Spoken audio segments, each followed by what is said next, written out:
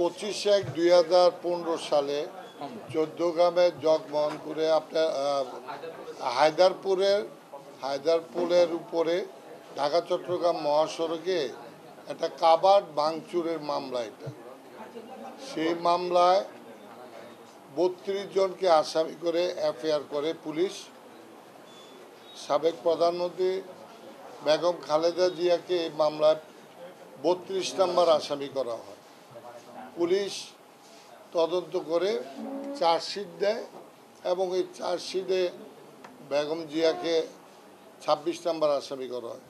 পরবর্তীতে মামলাটা ready for trial হয়ে এডিশনাল 1 কোর্টে যায় এবং সেই কোর্টে গত 20/1 আপনার চার্জ শুনানির জন্য থাকে।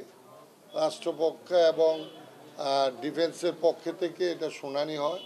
হওয়ার পরে আপনার এই মামলায় বেগম খালেদা জিয়াকে অভিযুক্ত করার মতো আপনার কোনো উপাদান পাওয়া যায়নি। কোনো সাক্ষীর স্বীকারোক্তি নাই, কেউ ওনাকে ঘটনাস্থলে দেখে নাই। উনি ঢাকার বাসিন্দা, ঘটনা হয়েছে 14 গ্রাম। উনি নাকি প্ররোচনা দিছে হরতালের সময়। হরতালকে কেন্দ্র করে এই মামলা। সুতরাং এই মামলায় উভয় পক্ষ শুনানির পরে লার্নেড কোর্ট আমাদের এডিশনাল 1 আফরোজা জেসমিন উনি বেগম জিয়া সহ 36 জনকে এই মামলার দায়ের থেকে অব্যাহতি দিয়েছে, ওনাদেরকে ডিসচার্জ করে দিয়েছে। এই হলো টোটাল মামলার বিষয়।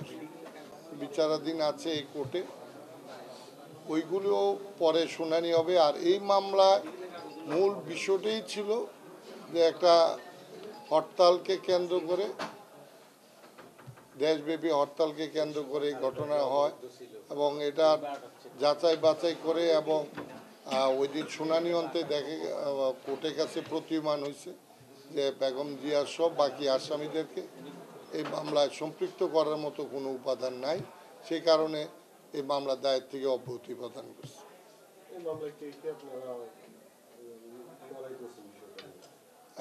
রাষ্ট্রপক্ষে আমি ছিলাম, আসামি পক্ষে অ্যাডভোকেট শরীফুল ইসলাম, অ্যাডভোকেট আতিকুল ইসলাম, অ্যাডভোকেট মাহবুব খন্দকার, দেওয়ান শামসু, অ্যাডভোকেট আক্তার সাহেব এবং আমাদের মহিলা আইনজীবী সানা সুলতানা, সোমা, নাহিদ সুলতানা সহ আরও কামরুল, 14 গ্রামের কামরুল সহ আরও অনেকেই ছিলেন এই মামলায়।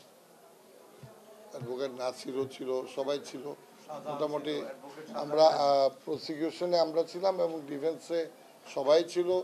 এই মামলা উপস্থাপন করার পরে দীর্ঘ শুনানির পরেই কোর্টে এই অর্ডার পাস করে।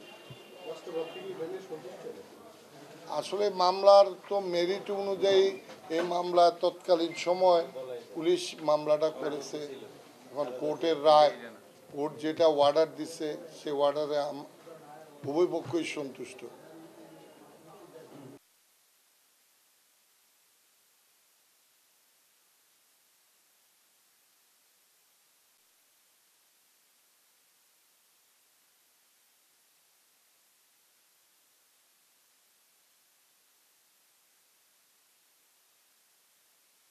আইনের 15-3-25 ধারায় মামলাটা এফআইআর হয়েছিল এবং চার্জশিটও এই ধারায় হয়েছিল।